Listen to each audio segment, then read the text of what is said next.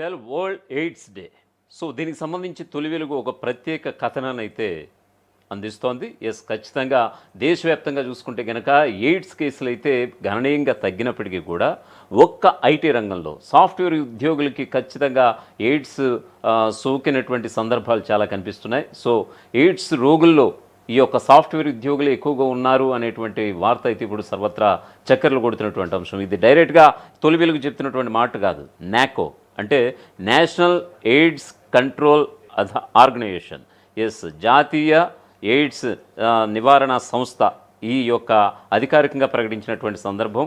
First అయితే మహారాష్ట్ర సుమారుగా 4 లక్షల కేసుల్లో మహారాష్ట్ర టాప్లో ఉంటే సుమారుగా 2.5 నుంచి 3 లక్షల ఆ యొక్క గ్యాప్లో ఏపీ తర్వాత స్థానంలో ఉంది ఎయిడ్స్కి సంబంధించినటువంటి కేసులు అనేది ఈ యొక్క నాకో చెప్తున్నటువంటి సందర్భం అయితే కనిపిస్తోంది. నిజంగా వాస్తవానికి చెప్పాలంటే సాఫ్ట్వేర్ రంగం నిజంగా ఈ ఎయిడ్స్కి సంబంధించి చాలా దూసుకుపోతుందని అంటే కనుక ఇదేం వ్యంగ్యం కాదు. ఖచ్చితంగా ఖచ్చితంగా చర్చించుకోవాలి. ఎందుకంటే మంచి జీతం వస్తుంది, వారానికి 5 రోజులే వర్కింగ్ డేస్, మిగతా 2 డేస్ సెలవు అని చెప్పుకోవచ్చు. భారీ సంఖ్యలో భారీ మొత్తంలో వాళ్ళ జీతాలు ఉంటాయి. దానికి మించి తలనొప్పులు ఒత్తిళ్ళు ఉంటాయి. ఒత్తిడిని అధిగమించడం కోసమే వాళ్ళు అంటే వర్క్ ప్లేస్లోనే ఈ యొక్క ఆడ మగ ఈ యొక్క కో ఎంప్లాయీస్ మధ్య ఈ యొక్క సెక్స్ అనేది జరుగుతుందనేది కొన్ని అధ్యయనాల్లో కూడా తేలింది. So what ever without condoms sex అనేది ఈ యొక్క ఎయిడ్స్కి కారణంగా చాలామంది ఎక్స్పర్ట్స్ కూడా చెప్తున్నారు. సో దీనికి సంబంధించి ఎంతైనా సరే ఆందోళన కలిగించే అంశంగా మనం చెప్పక తప్పదు. మంచి జీతం కావచ్చు, అప్పుడప్పుడు మంచి బోనస్ కావచ్చు, వీకెండ్ హాలిడేస్ కావచ్చు, అవసరమైతే ఫారిన్ టూర్స్ కావచ్చు. ఇలాంటి అద్భుతమైనటువంటి సౌకర్యాలు కేవలం ఒక సాఫ్ట్వేర్ ఉద్యోగంలోనే ఉంటాయి. మిగతా రంగాల వారికంటే సాఫ్ట్వేర్ ఉద్యోగుల లైఫ్ కాస్త భిన్నంగానే ఉంటుంది. వారు తమ ఒత్తిడిని జయించడం కోసం ఖర్చు కూడా ఎక్కువగానే పెడతారండోయ్. ఈ క్రమంలో వారిలో శృంగార కోరికలు కూడా ఎక్కువగానే ఉంటాయని తాజాగా చాలా సర్వే సంస్థలు కూడా తేటతెల్లం చేస్తున్నాయి. కొన్ని అధ్యయనాల ప్రకారం మీకు వివరించే ప్రయత్నం చేస్తాను. మిగతా ఉద్యోగస్తుల కంటే సాఫ్ట్వేర్ రంగంలోని వారికి ఎక్కువగా సెక్స్ కోరికలు ఉంటాయని తాజా అధ్యయనంలో వెల్లడైంది. ఇది వినడానికి ఆశ్చర్యంగా ఉన్నా సరే వాస్తవమే అని ధృవీకరించారు. సాఫ్ట్వేర్ ఉద్యోగులు వారానికి 5 రోజులు పనిచేయాల్సి ఉంటుంది. ఈ వారం రోజులు ప్రతిరోజు 18 నుంచి 20 గంటలు చేయాల్సి రావచ్చు. ఉదయం సాయంత్రం అని తేడా లేకుండా ప్రాజెక్ట్ పూర్తి చేసే వరకు వాళ్ళకి నిద్ర కూడా ఉండలేనటువంటి పరిస్థితి కూడా కనిపిస్తుంది. ఈ క్రమంలో వారు తీవ్ర స్ట్రెస్ కూడా లోనవుతున్నటువంటి సందర్భాలు కోకొల్లలు.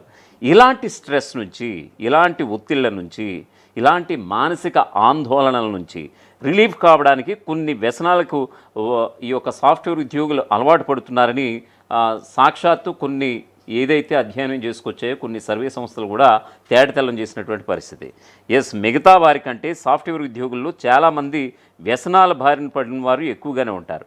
ఒత్తిడి నుంచి తట్టుకునేందుకు మద్యం కావచ్చు, ధూమపానం లాంటివి వాళ్ళు దగ్గర అవుతున్నటువంటి పరిస్థితి కనిపిస్తోంది. ఈ క్రమంలో వారు సెక్స్పై కూడా ఇంట్రెస్ట్ పెడుతున్నారనేది కూడా తెలుస్తోంది. శృంగారం కూడా ఒక వ్యసనంలా భావించి అందులో పాల్గొంటే రిలీఫ్గా ఉంటుందని భావిస్తున్నారట. అంతేకాదు శృంగారం ఆరోగ్యకరం కూడా అంటున్నారట. దీంతో కొందరు ఉద్యోగులు ఒత్తిడిని తట్టుకోవడానికి మిగతా వ్యసనాల కంటే సెక్స్లో పాల్గొనడమే ఉత్తమని అనుకుంటున్నారని కొందరు అనలిస్టులు సైతం చెప్తున్నటువంటి పరిస్థితి కనిపిస్తోంది.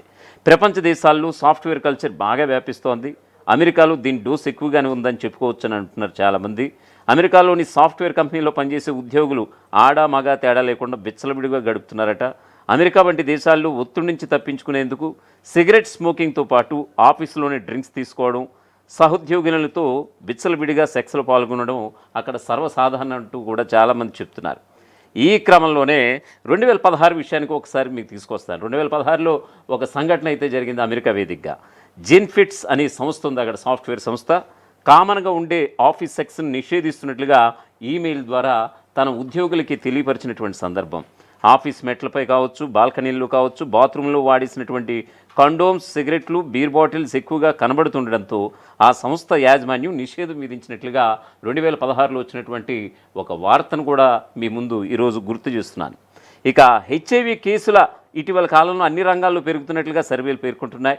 ముఖ్యంగా దేశంలో మన దేశానికి సంబంధించి ఐటీ రంగానికి చెందినటువంటి వారిలో హెచ్ఐవి కేసులు పెరిగిపోతున్నాయని జాతీయ ఎయిడ్స్ నియంత్రణ సంస్థ హెచ్చరిస్తోంది.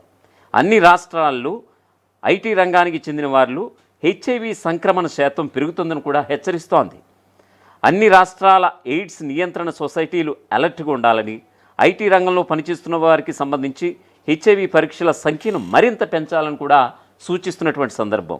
మొత్తం ఇంజెక్షన్స్ అలాగే కండోమ్స్ లేకుండా సెక్స్లో పాల్గొన్నా కూడా ఎయిడ్స్ వ్యాప్తి పెరుగుతుందని జాతీయ ఎయిడ్స్ నియంత్రణ సంస్థ వర్గాలు చెప్తున్నాయి. ఇదిలా ఉంటే ఐటీ రంగంతో పాటు వ్యవసాయ రంగం విషయానికి వస్తే కనుక అంటే మన గ్రామీణ ప్రాంతాల్లో వ్యవసాయ కూలీల్లో మాత్రం స్వల్పంగా పెరుగుతుందని న్యాకు హెచ్చరిస్తోంది.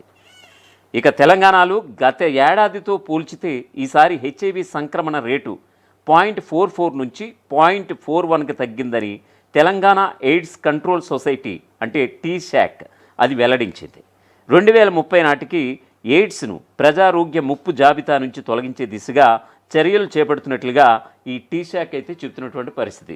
ఎస్, ఖచ్చితంగా తెలంగాణలో ఈ యొక్క ఎయిడ్స్ సంక్రమణ శాతం తగ్గుతుందా, ఎయిడ్స్ కేసులు తగ్గుతున్నాయనంటే కనుక సాక్షాత్తు ఎస్ ఖచ్చితంగా తెలంగాణ ఎయిడ్స్ కంట్రోల్ సొసైటీ టీశాక్ అయితే ఇచ్చినటువంటి నివేదిక ప్రకారం ఒకప్పుడు 0.44 ఉంటే ఇప్పుడు అది 0.41కి తగ్గినటువంటి సందర్భం కనిపిస్తోంది. ఇక అన్ని రాష్ట్రాల ఎయిడ్స్ నియంత్రణ సొసైటీలు టెస్టులు పెంచాలని న్యాకు సూచిస్తోంది. అయితే ఎయిడ్స్ కేసుల్లో మహారాష్ట్ర 3,62,392 కేసులతో ఇప్పటికిప్పుడు ఈ రోజుకి గణాంకాలు కనుక చూసుకుంటే కనుక స్టాటిస్టిక్స్ కనుక చూసుకుంటే కనుక మహారాష్ట్ర 3,62,392 కేసులతో ముందంజలో ఉండగా తరువాతి స్థానంలో 2,75,528 కేసులతో ఏపీ మన పొరుగు రాష్ట్రమైనటువంటి ఆంధ్రప్రదేశ్ టాప్లో ఉందట. హెచ్ఐవి ఒక వైరస్, ఇది శరీరం రోగ నిరోధక వ్యవస్థను బలహీనపరుస్తుంది.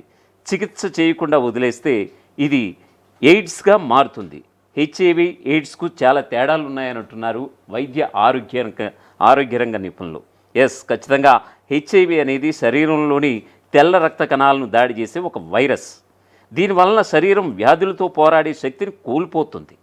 ఎయిడ్స్ అనేది హెచ్ఐవి సంక్రమణ యొక్క చివరి దశ.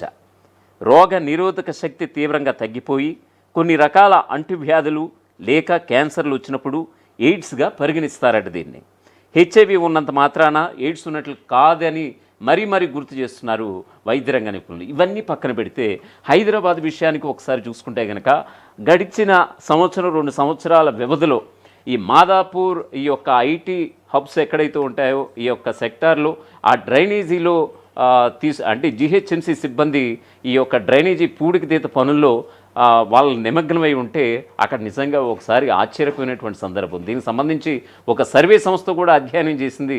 ఎస్, ఖచ్చితంగా సాఫ్ట్వేర్ కంపెనీలు ఎక్కడైతే ఉన్నాయో ఆ యొక్క కంపెనీలకు సంబంధించినటువంటి డ్రైనేజీల్లో చాలా వేలాదిగా లక్షలాదిగా కండోమ్స్ ప్యాకెట్స్ అయితే డ్రైనేజీలో దొరికినటువంటి సందర్భం. అంటే ఈ లెక్కన హైదరాబాద్ ఐటీ హబ్ బేస్ చేసుకుని ఆఫీసుల్లోనే ఎంత అంటే ఆడామగా అనేది మొత్తం అక్కడ అంటే ఒకవైపు వర్క్ స్టేషన్స్లోనే ఈ యొక్క శృంగారం జరుగుతుందా అని అంటే కనుక ఎస్ అని చెప్తున్నాయి ఈ యొక్క తాజా నివేదికలు కూడా.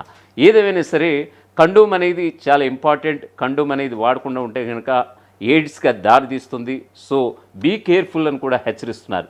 సో ఈరోజు వరల్డ్ ఎయిడ్స్ డే కాబట్టి దీనికి సంబంధించి ఒక ప్రత్యేక కథనాన్ని ఈ విధంగా మీ ముందుంచడానికి చేసే ప్రయత్నం తొలి వెలుగుది.